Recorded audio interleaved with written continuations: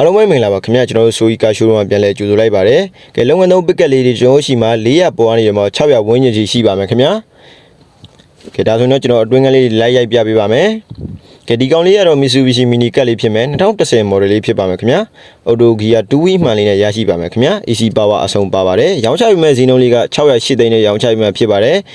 ကဲဒါတော့ Daihatsu Hijet i10 2005 model လေးဖြစ်ပါမယ်ခင်ဗျာဒီကောင်လေးလည်း manual auto chain နဲ့ဖြစ်ပါတယ်ခင်ဗျာ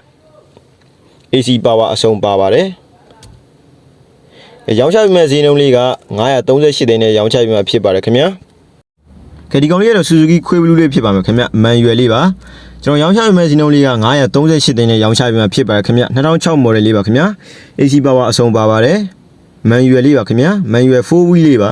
။ဒီကောင်လေးကတော့ Mitsubishi Mini ကတ်လေးဖြစ်ပါမယ်ခင်ဗျ။ model 2006လေးပါ။ကျွန်တော်ရောင်းချပေးမယ့်ဈေးနှုန်းလေးက948သိန်းနဲ့ရောင်းချပေးမှာဖြစ်ပါတယ်ခင်ဗျာ Gear Auto လေးပါ Auto အမှန်လေးပါခင်ဗျာ2006 model လေးပါ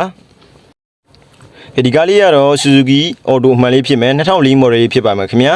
ရောင်းချပေးမယ့်ဈေးနှုန်းလေးက988သိန်းနဲ့ရောင်းချပေးမှာဖြစ်ပါတယ်ခင်ဗျာ Gear Auto 2 အမှန်လေးပါခင်ဗျာ2004 model လေးပါအော်ဈေးပတ်လက်ကျန်တဲ့ကောင်လေးပါခင်ဗျာရိုးစိတိုက်ကရှင်းပါတယ်နောက်ကျန်းကလေးဆိုရင်လည်းကျွန်တော်အော်ဈေးကျန်ပါတယ်နော်ကားလေးတော်တော်ကောင်းပါတယ်ခင်ဗျာ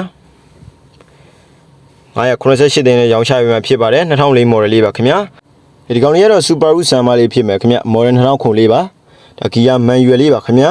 ကျွန်တော်ရောင်းချပေးမယ့်ဈေးနှုန်းလေးက448သိန်းနဲ့ရောင်းချပေးမှဖြစ်ပါတယ် AC power အဆုံးပါပါတယ်ခင်ဗျာ TV back camera လည်းပါပါတယ်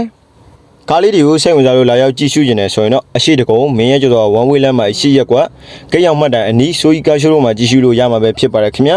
ကဲဒီ Suzuki နိုင်မြန်မာ M4 ကိုတော့ကျွန်တော်938သိန်းနဲ့ရောင်းချပေးမှာဖြစ်ပါတယ်ခင်ဗျာ Gear manual လေးပါခင်ဗျာကျွန်တော်အတွင်းကလေးရိုက်ပြပေးပါမယ်ခင်ဗျာ Gear manual လေးနဲ့ရရှိပါမယ်ခင်ဗျာကျွန်တော်ရောင်းချပေးမယ့်ဈေးနှုန်းလေးက938သိန်းနဲ့ရောင်းချပေးမှာဖြစ်ပါတယ်ကဲဆက်သွယ်ရမယ့်ဖုန်းနံပါတ်လေးကတော့39 0852422323ကိုဆက်သွယ်မေးမြန်းနိုင်ပါတယ်ခင်ဗျာဗီဒီယိုဆုံးထိကြည့်ရှုပေးကြတဲ့တူတယောက်ချင်းတိုင်းကိုကျေးဇူးအထူးတင်ရှိပါတယ်ခင်ဗျာ